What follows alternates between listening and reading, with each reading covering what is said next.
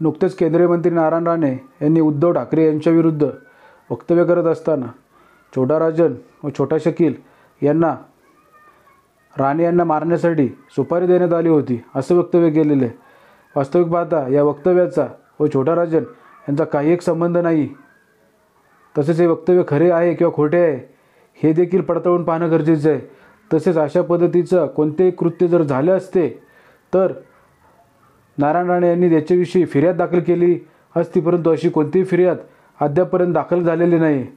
तसेच छोटा राजन नाना यांच्यावर ज्या ज्या गुन्ह्यांचे आरोप आहेत त्या आरोपांविषयी सध्या खटले त्यांच्याविरुद्ध चालू आहेत। अशी परिस्थिती असताना जाणून बुजून अनेक नेते अनेक राजकीय पुढारी छोटा राजन नाना यांच्या नावाचा वापर करून एकमेकाला टार्गेट करण्याचा प्रयत्न करत आहेत।